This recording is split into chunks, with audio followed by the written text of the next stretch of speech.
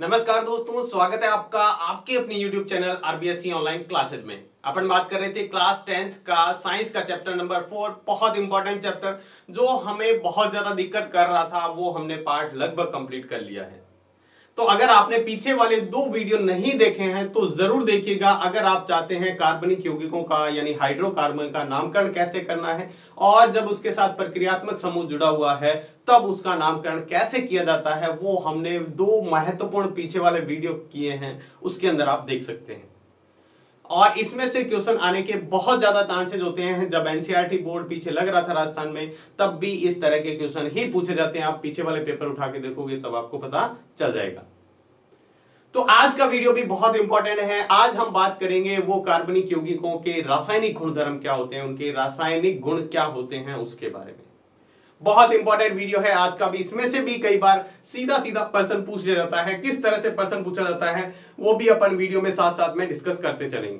तो चलिए हम स्टार्ट करते हैं हमारे वीडियो को। और आज का जो हमारा टॉपिक है वो है कार्बनिक यौगिकों के रासायनिक गुणधर्म, यानी रासायनिक गुण क्या होते हैं। अगर इसको जलाते हैं, इसका ऑक्सीकरण करते हैं, तो इस तरह के गुण हम इसमें पढ़ने वाले हैं। तो सबसे पहले हम देखते हैं दहन। दहन मतलब होता है जलाना।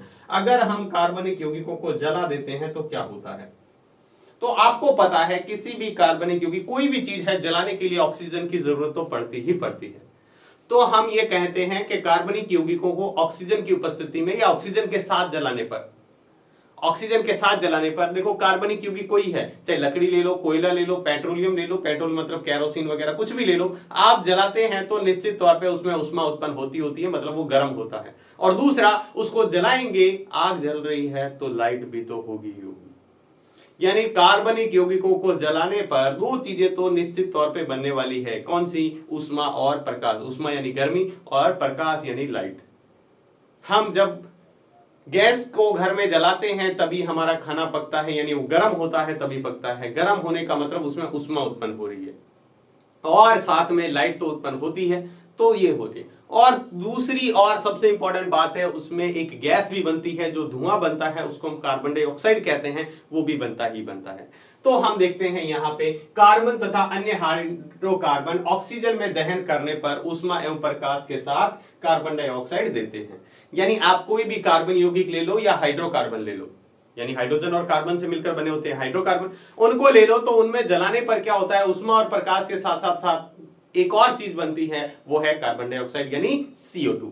किस तरह से हम इसको समझते हैं देखिएगा, ध्यान से समझिएगा। अगर मान लो किसी, ये सिर्फ कार्बन है यानी कोयला है, लकड़ी है, इसको जलाने पर आपको पता है जलाने पर हमें किसकी जरूरत पड़ेगी, ऑक्सीजन की जरूरत पड़ेगी ही पड़ेगी। ऑक्सीजन के बगैर कोई चीज जलती ही नहीं है। अगर कहीं पर ऑक्सीजन नहीं है तो आप माचिस की तीली भी नहीं जला पाएंगे। ठीक है, तो किसी भी चीज को जलने के लिए ऑक्सीजन की जरूरत पड़ती है। इसको जलाएंगे तो एक चीज बनेगी, वो है CO2, और उसके बाद में हमारा बनने वाला है ऊष्मा एवं प्रकाश। ऊष्मा एवं, ये तो बनेगा ही बनेगा। एक और पदार्थ लेते हैं, ये तो कार्बन था। अगर हम लेते हैं CH4, CH4 होता है मेथेन। क्या नाम होता है? मेथेन। अगर इसको जलाते हैं तो आपको पता है जलाने के लिए ऑक्सीजन की जरूरत है। इसको जलाएंगे तो एक तो क्या बनेगा, CO2 बनेगा। ठीक है, और ये हाइड्रोजन और ऑक्सीजन मिलाकर एक और बना देंगे, वो है H2O यानी जल। ठीक है, और साथ में दूसरा तो फिक्स है ही है, ऊष्मा एवं प्रकाश। ऊष्मा और प्रकाश, ये तो बनेगा ही बनेगा। आप चाहें तो एक और ले सकते हैं, जैसे CH3,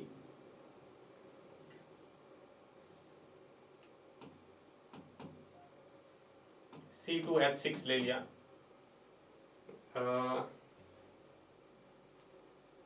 C2H6 प्लस O2, यानी इसका नाम क्या है, इसका नाम एथेन।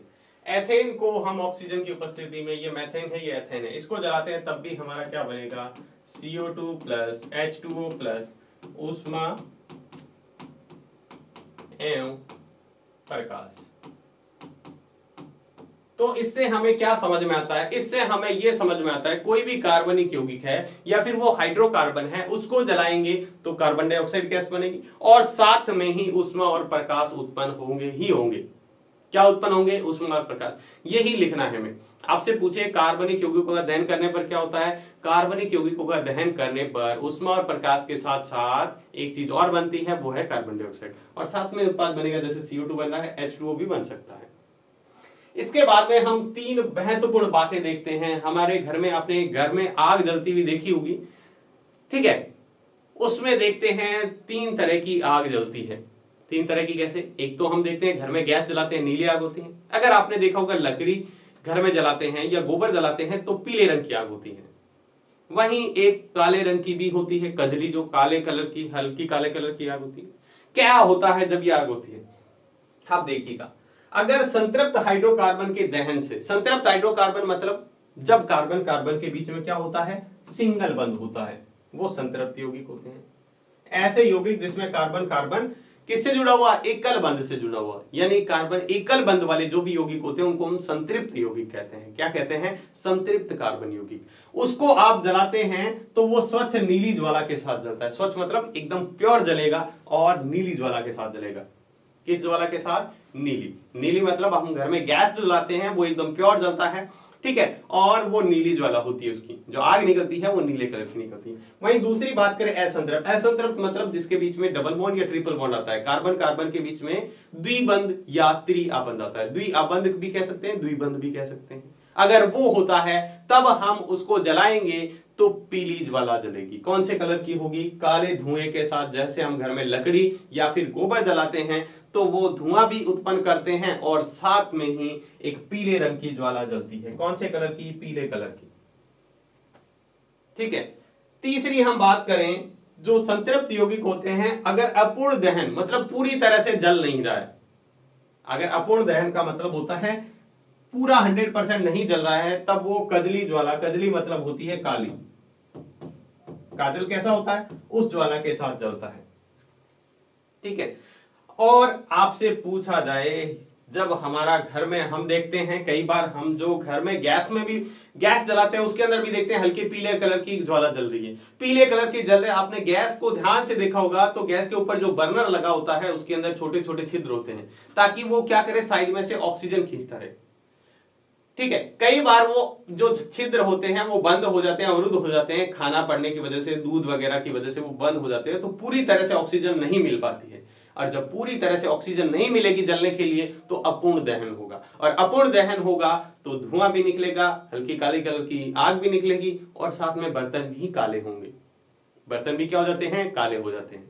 तो ये होता है अपूर्ण दहन की वजह से। तो याद रखना है, संतृप्त हाइड्रोकार्बन पूरी तरह से जल रहा है तो स्वच्छ नीली ज्वाला देता है। अगर हम बात करें असंतृप्त हाइड्रोकार्बन यौगिकों को जला रहे हैं तो वो क्या करेगा, काले धुएं के साथ हमें जो है पीली ज्वाला देगा, पीले रंग की आग निकलेगी। और तीसरी बात करें, अगर संतृप्त यौगिक ही हैं, कार्बन कार्बन के बीच एकल बंध वाले ही यौगिक हैं, लेकिन वो पूरी तरह से नहीं जल रहे हैं, मतलब अपूर्ण दहन कर रहे हैं, तो कजली ज्वाला देते हैं।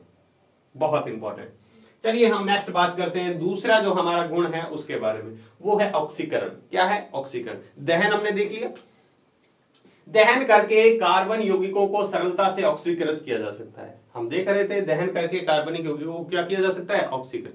यानी हमें ऑक्सीकरण करना है, तो जला रहे हैं तब भी तो ऑक्सीजन जुड़ रही है, ये हम यही तो बात कर रहे हैं। ऑक्सीजन का जुड़ना क्या होता है, हम पहले पार्ट में पढ़ के आए हैं, ऑक्सीजन का जुड़ना यानी ऑक्सीकरण। तो दहन से हम आसानी से कार्बनिक यौगिकों को क्या कर सकते हैं, ऑक्सीकृत कर सकते हैं, ठीक है। पूर्ण ऑक्सीकरण के अतिरिक्त ऐसी अभिक्रियाएं भी होती हैं जिसमें अल्कोहल को कार्बोक्सिलिक अम्ल में बदला जाता है। ये पर्सन बहुत इंपॉर्टेंट है। अल्कोहल को कार्बोक्सिलिक अम्ल में भी बदल सकते हैं, ठीक है, ऑक्सीकरण करके अलग तरीके से। किस तरह से, हम एक अल्कोहल लेते हैं, यहां पर कौन सा, एथेनॉल। एथेनॉल का आपको सूत्र पता होगा, यहां पर ध्यान से देखिएगा। एथेनॉल का सूत्र होता है CH3 CH2OH। ये हम पढ़ के आए हैं, एथेनॉल होता है, दो कार्बन है तो एथ, पीछे OH जुड़ा हुआ है ऑल, तो एथेनॉल। कार्बन कार्बन के बीच में सिंगल बंध है तो एल जुड़ेगा, सॉरी एन, और उसके बाद में एल, तो बनेगा एथेनॉल। क्या बना, एथेनॉल। अब इसको हमें क्या करना है, एथेनॉल को हमें क्या करना है, एथेनॉल का हम करते हैं ऑक्सीकरण। किसकी उपस्थिति में, किसकी उपस्थिति में, वो ही हमें ध्यान रखना है। मेन इंपॉर्टेंट यहां पे यही है कि किसकी उपस्थिति में हम यहां पर ऑक्सीकरण कर रहे हैं। तो ऑक्सीकरण जो हम कर रहे हैं वो है क्षारीय के MnO4 प्लस इसके साथ हमें ऊष्मा की भी जरूरत पड़ेगी। किसकी जरूरत पड़ेगी? ऊष्मा की। MnO4 को हम कहते हैं पोटेशियम पोटेशियम परमैंगनेट। इसका नाम क्या होता है? KMnO4 potassium permanganate. या आप चाहें तो ये भी ले सकते हैं अम्लीकृत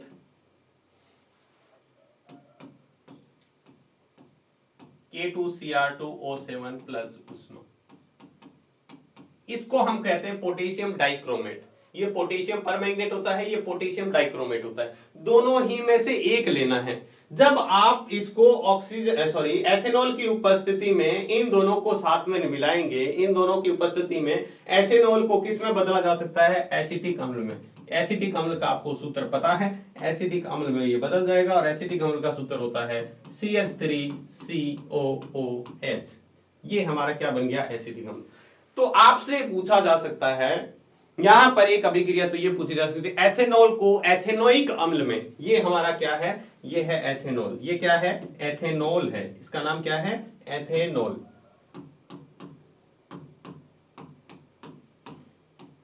और ये क्या है? एथेनोइक अम्ल।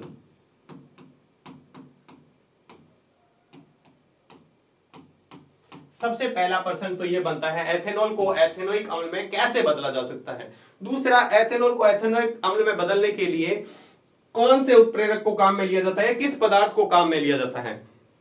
तो यहां पर देखिएगा, ये जो हमारा है, ये मैंने आपको नाम बताया है, ये दोनों क्या है? अगर हम यहां पर बात करें कि MnO4, एक तो ये है और दूसरा है K2Cr2O7। इसका नाम है पोटेशियम परमैंगनेट। पोटेशियम परमैंगनेट और इसका नाम है पोटेशियम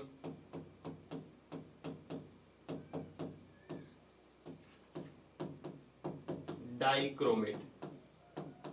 क्या नाम है? Potassium dichromate. ये दोनों नाम अच्छे से याद रखने हैं।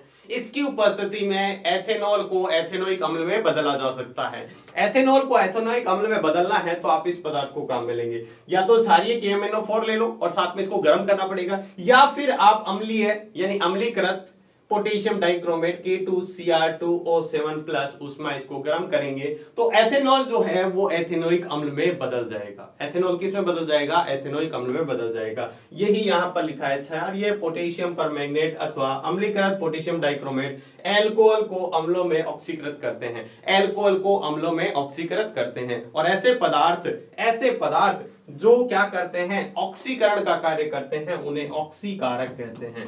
क्या कहते हैं? ऑक्सीकारक। जो ऑक्सीकरण का काम करते हैं उन्हें हम क्या कहते हैं? ऑक्सीकारक कहते हैं।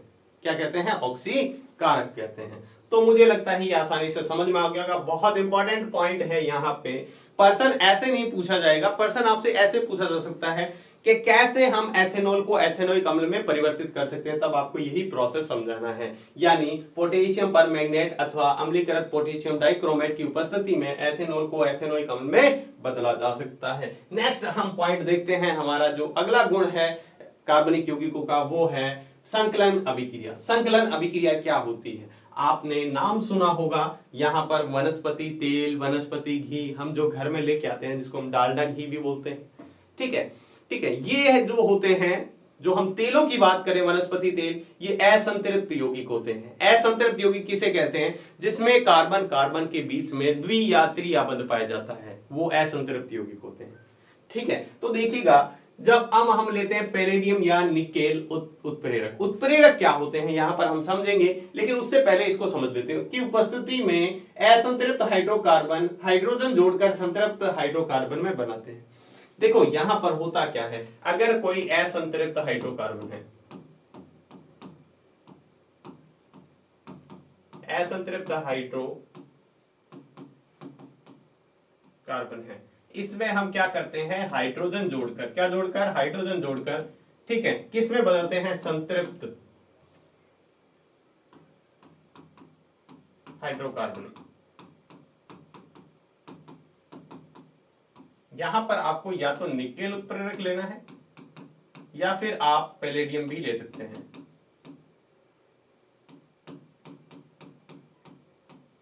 दोनों में से एक होना चाहिए, ये हमारे उत्प्रेरक हैं। ठीक है, आप क्या कर सकते हो, असंतृप्त हाइड्रोकार्बन में हाइड्रोजन जोड़कर निकेल या प्लेडियम की उपस्थिति में संतृप्त हाइड्रोकार्बन में बदलना संकलन अभिक्रिया कहलाता है। आपसे पूछे संकलन अभिक्रिया किसे कहते हैं, तो आप ये इसी से ही परिभाषा बना सकते हैं। यह क्या बनेगी, निकेल या प्लेडियम उत्प्रेरक की उपस्थिति में असंतृप्त हाइड्रोकार्बन में हाइड्रोजन जुड़कर या हाइड्रोजन को जोड़कर संतृप्त हाइड्रोकार्बन में बदलना, किसमें बदलना, संतृप्त हाइड्रोकार्बन में बदलना संकलन अभिक्रिया कहलाता है। और ये अभिक्रिया हमारे बहुत काम आती है वनस्पति तेल से वनस्पति घी में बदलने के लिए। किसमें, वनस्पति तेल से वनस्पति घी में बदलने के लिए। कैसे होता है इसको समझते हैं। जैसे हमारे पास कोई असंतृप्त यौगिक है, असंतृप्त यौगिक जिसमें कार्बन कार्बन के बीच में द्वि या त्रिबंध होता है। अब यहाँ पे इसके साथ कोई पदार्थ जुड़ा हुआ है, कुछ भी जुड़ा हो सकता है, हमने यहाँ पर आर मान लिया, आर मतलब कुछ भी यहाँ पर यौगिक जुड़ा हुआ है इसके साथ। लेकिन कार्बन कार्बन के बीच में अगर द्विबंध होता है तो वो असंतृप्त यौगिक होता है। कौन सा होता है, असंतृप्त यौगिक। ठीक है, हमने क्या किया, हमने यहाँ पर किया है, यहाँ पर हमने लिया है निकेल या पैलेडियम, कुछ भी ले सकते हैं, और साथ में हमें क्या करना है, यहाँ पर हाइड्रोजन को जोड़ना है, प्लस H2 कर दिया हमने। अब लेते हैं यहाँ पर निकेल, समझ में आ गया। देखो ये हमारा असंतृप्त हाइड्रोकार्बन है, क्योंकि कार्बन कार्बन के बीच में द्वि या त्रिबंध होता है, वो असंतृप्त यौगिक होते हैं। इसमें हमने हाइड्रोजन जोड़ा और निकेल उत्प्रेरक की उपस्थिति में किस में बदल जाएगा, अब हमारे बीच कार्बन कार्बन के बीच में कौन सा बंध रहेगा, एकल बंध रहेगा। लेकिन हमने देखा था यहाँ पर इसके साथ दो आर जुड़े हुए हैं, इसके साथ भी, तो उन दोनों आर को जोड़ देते हैं, यहाँ पर भी आर, यहाँ पर भी आर, ऊपर आर जोड़ दिया। लेकिन अब इनकी संयोजकता पूरी नहीं हुई। अभी तो देखो कार्बन के साथ 1 2 3 4, इस कार्बन के साथ 4 बंध है, इसके साथ भी 4 बंध है, तो इसकी संयोजकता पूरी है। जैसे यहाँ पर सिंगल बंध हुआ तो 3 बंध बने। अब ये 2 हाइड्रोजन थे ना, वो एक हाइड्रोजन इसके साथ जुड़ जाएगा और एक हाइड्रोजन इसके साथ जुड़ जाएगा। अब इसकी संयोजकता पूरी है। अब देखो कार्बन कार्बन के बीच में कौन सा बंध है, सिंगल बंध है, तो ये संतृप्त यौगिक हो गए। तो हम क्या करते हैं, असंतृप्त हाइड्रोकार्बन में हाइड्रोजन जोड़कर किसकी उपस्थिति में, निकेल उत्प्रेरक की उपस्थिति में, ठीक है, ये संतृप्त हाइड्रोकार्बन में बदल देते हैं। अब ये उत्प्रेरक क्या होते हैं उसको समझने से पहले हम एक अभिक्रिया और समझते हैं। देखो हम जो बात करते हैं वनस्पति, अगर आपको वनस्पति तेल को वनस्पति घी में बदलना है,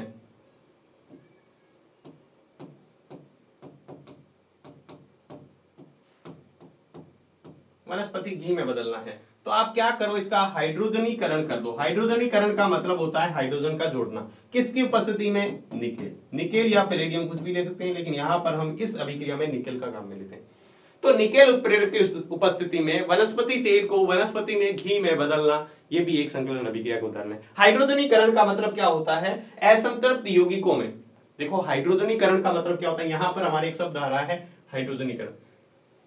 ठीक है, तो हमने ये तो देखा निकेल उत्प्रेरक का उपयोग करके वनस्पति तेलों के हाइड्रोजनीकरण से, हाइड्रोजनीकरण का मतलब हाइड्रोजन का जोड़ना, यानी असंतृप्त हाइड्रोकार्बन को हाइड्रोजन जोड़कर संतृप्त हाइड्रोकार्बन में बदलना, यानी हाइड्रोजन का जुड़ना जो है बीच में, ये जो हाइड्रोजन जुड़ रहा है, ये हाइड्रोजनीकरण होता है। हाइड्रोजनीकरण होता है, क्या होता है, हाइड्रोजनीकरण होता है। तो वनस्पति घी का निर्माण किया जाता है। किसका निर्माण किया जाता है, वनस्पति घी का। अब यहाँ पे एक हमारे बार बार शब्द जो है वो परेशान कर रहा है, उत्प्रेरक। उत्प्रेरक क्या होते हैं, आपने नाम सुना होगा, कैटालिस्ट क्या होते हैं, उत्प्रेरक क्या होते हैं। उत्प्रेरक ऐसे पदार्थ होते हैं, ध्यान से सुनिएगा, कोई बहुत बड़ी कोई तोप नहीं है, लेकिन एक बहुत अच्छा सा शब्द है, आपको आसानी से समझ में आएगा। उत्प्रेरक वे पदार्थ होते हैं जो या तो अभिक्रिया के वेग को तेज कर देते हैं या धीरे कर देते हैं। क्या कर देते हैं, या तो अभिक्रिया के वेग को बढ़ा देते हैं या फिर धीरे कर देते हैं। बस इतना ही काम है इसका, और कोई काम नहीं है। कोई अभिक्रिया मान लो धीरे धीरे हो रही है, उसका वेग बढ़ा देंगे, वो जल्दी करवा देंगे, और या कोई अभिक्रिया धीरे धीरे तेज हो रही है, उसको धीरे भी करवा देते हैं। आप ऐसे बहुत सारे उदाहरण जानते हैं। जैसे हम मान लो दूध से हमें पनीर बनाना है, दूध से पनीर बनाना, दूध को 2-3 दिन रख दो, खराब हो जाएगा, फिर आप उसका पनीर बना सकते हो, मतलब खट्टा नहीं हो तो, ठीक है। दूध फटना चाहिए, दूध फटने के बाद हम पनीर बना सकते हैं। अगर वो अभिक्रिया होने में अगर सुबह से शाम तक कम से कम आपको दूध रखना पड़ेगा, कच्चा दूध, तो वो खराब हो जाएगा। वही अगर दूध गर्म हो रहा है और उसमें नींबू की 2-3 बूंद डाल दो, हाथों हाथ दूध फट जाएगा और आप उसका पनीर बना सकते हो। यानी नींबू ने क्या किया, दूध तो वैसे ही फटता, दूध को आप 2-3 दिन रखते, मतलब कम से कम 1 दिन या 24 घंटे कम से कम रखते तो दूध खराब हो जाता, लेकिन वही उसने कुछ सेकंडों में कर दी। तो यहाँ पर नींबू ने क्या काम किया, उस अभिक्रिया के वेग को बढ़ा दिया। वहीं धीरे वाला भी कोई उदाहरण है? हाँ बिल्कुल है। अगर आप लोहे को लगातार नमी के साथ संपर्क में रखते हैं, लोहे का कोई पाइप है या लोहे का कोई भी पदार्थ है, अगर आप नमी के संपर्क में रखेंगे जहां सीलन वगैरह है, तो उसके ऊपर जंग लग जाएगा 1 महीने में, 15 दिन में, 1 महीने या 15 दिन में। अगर उसके ऊपर आपने रेड ऑक्साइड कर दिया, जो हम कहते हैं प्राइमर कर दिया, रेड ऑक्साइड कर दिया, फिर क्या होता है, फिर वो 1 साल तक नहीं होता। तो जो अभिक्रिया 1 महीने में हो रही थी, अब उसका वेग को बढ़ा दिया और वो 1 साल तक नहीं बढ़ा। ये होता है उत्प्रेरक। वैसे कोई बहुत बड़ी चीज नहीं है, हमें यहाँ पर याद रखना है संकलन अभिक्रिया क्या करता है, निकेल या पैलेडियम की उपस्थिति में क्या करते हैं, असंतृप्त हाइड्रोकार्बन को संतृप्त हाइड्रोकार्बन में बदलना संकलन अभिक्रिया होता है। ठीक है, यहां पर ये बहुत याद रखिएगा, कई बार ये पूछ लिया जाता है, क्या प्रश्न पूछा जाता है, वनस्पति तेल को वनस्पति घी में बदलने के लिए कौन से उत्प्रेरक का काम में लिया जाता है, तो यहां पर हमें याद रखना है निकेल। ठीक है, और इसका हम लास्ट जो है वो देखते हैं प्रतिस्थापन अभिक्रिया। लास्ट गुण है प्रतिस्थापन अभिक्रिया। प्रतिस्थापन अभिक्रिया, आपने विस्थापन अभिक्रिया समझ में आ रहा है क्या, हमने पहले चैप्टर में पढ़ा था। सर बिल्कुल समझ में आ रहा है, वही प्रतिस्थापन है, उसी तरह का प्रतिस्थापन है। देखिएगा क्या होता है, जो हाइड्रोकार्बन होते हैं ना, संतृप्त हाइड्रोकार्बन, संतृप्त हाइड्रोकार्बन मतलब कार्बन कार्बन के बीच एकल बंध। आपको संतृप्त है संतृप्त दिमाग में आते ही फटाक से याद आना चाहिए, संतृप्त मतलब कार्बन कार्बन के बीच एकल बंध और असंतृप्त मतलब कार्बन कार्बन के बीच द्वियात्री बंध। संतृप्त हाइड्रोकार्बन अत्यंत अनअभिकृत होते हैं, मतलब जल्दी से किसी से अभिक्रिया नहीं करते हैं, ये जल्दी से अभिक्रिया नहीं करते हैं। ठीक है, सूर्य के प्रकाश की उपस्थिति में अति तीव्र अभिक्रिया से क्लोरीन का हाइड्रोकार्बन में संकलन होता है। अगर सूर्य के प्रकाश में इसको रख दें तो ये क्या करते हैं, बहुत तेजी से अभिक्रिया करते हैं और ये क्या करते हैं, क्लोरीन का संकलन करते हैं। क्लोरीन का संकलन मतलब जुड़ना। ठीक है, क्लोरीन एक एक करके हाइड्रोजन के परमाणुओं का प्रतिस्थापन करती है, इसको प्रतिस्थापन अभिक्रिया कहते हैं। जैसे मान लो, उदाहरण से हमें अच्छे से समझ में आएगा, हम इसको एग्जांपल से समझेंगे। तो जैसे मान लो यहां पर एक पदार्थ है CH4, CH4 मतलब मीथेन। इसने क्या किया, क्लोरीन के साथ जुड़कर, किसके साथ, क्लोरीन गैस है, इसके साथ जुड़कर, किसकी, सूर्य के प्रकाश की उपस्थिति में। ये सूर्य के प्रकाश की उपस्थिति में ही होता है। अगर सूर्य का प्रकाश नहीं है तो ये अभिक्रिया नहीं होगी। वैसे तो आपको पता है संतृप्त यौगिक जल्दी से अभिक्रिया करते नहीं है, लेकिन सूर्य के प्रकाश की उपस्थिति में जल्दी से अभिक्रिया कर लेते हैं। और क्लोरीन क्या करता है, इसमें से एक हाइड्रोजन को हटा देता है और यहां पर देखो प्लस, देखो यहां पर हाइड्रोजन 4 थे, देखो इस तरह से ये बना हुआ था, देखिएगा जरा। इसने क्या किया, इस एक हाइड्रोजन को यहां से हटा दिया और यहां पर क्लोरीन आ गया। तो इस तरह से क्लोरीन आता रहता है। ठीक है, एक एक करके विस्थापित करता रहता है। अब जब कोई तत्व एक तत्व दूसरे तत्व को विस्थापित करता है, प्रतिस्थापित करता है, तो हम प्रतिस्थापन अभिक्रिया कहते हैं। ये हम पढ़ के हैं, विस्थापन या प्रतिस्थापन एक ही बात है। ठीक है, तो देखो क्या होता है, ध्यान से समझिएगा परिभाषा। संतृप्त हाइड्रोकार्बन अत्यंत अनअभिकृत होते हैं, मतलब जल्दी से अभिक्रिया नहीं करते हैं।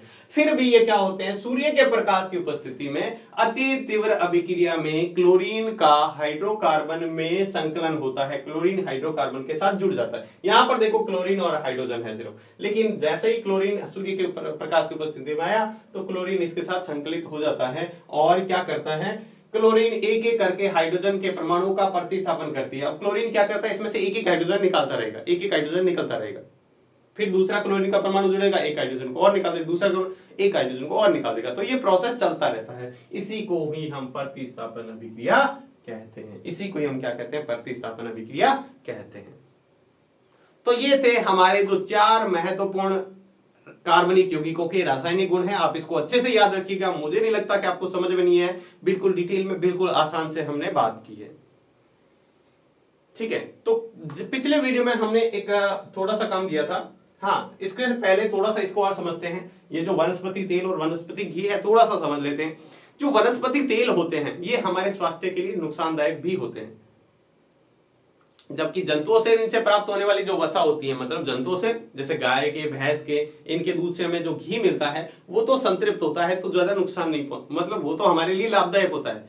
लेकिन जो असंतृप्त यौगिक होते हैं वनस्पति से जो मिलते हैं हमें, ठीक है, वो हमारे लिए क्या होते हैं, नुकसानदायक भी होते हैं। जबकि हम टीवी में और हमारे जो आजकल मोबाइलों में बहुत सारे ऐड देखते हैं जिसमें हमें ये बताया जाता है कि जो वनस्पति तेल हैं वो हमारे स्वास्थ्य के लिए क्या है, स्वास्थ्यवर्धक होते हैं, स्वास्थ्य के लिए लाभदायक होते हैं, लेकिन ऐसा नहीं है। पहले अगर आप वनस्पति तेल को मतलब असंतृप्त यौगिकों को संतृप्त में बदल के यूज करोगे तो आपको नुकसान नहीं पहुंचाएगा। ठीक है, तो ये थोड़ा सा ध्यान रखना है। इसके बाद में हमने जो पीछे वाले वीडियो में आपको कुछ क्वेश्चन दिए थे, इनके नाम आपको बताने थे, तो चलिए मैं आपको नाम बता देता हूं। बहुत सारे बच्चों ने इसका भेजा भी है नाम, तो यहाँ पर देखते हैं इनके नाम क्या क्या है।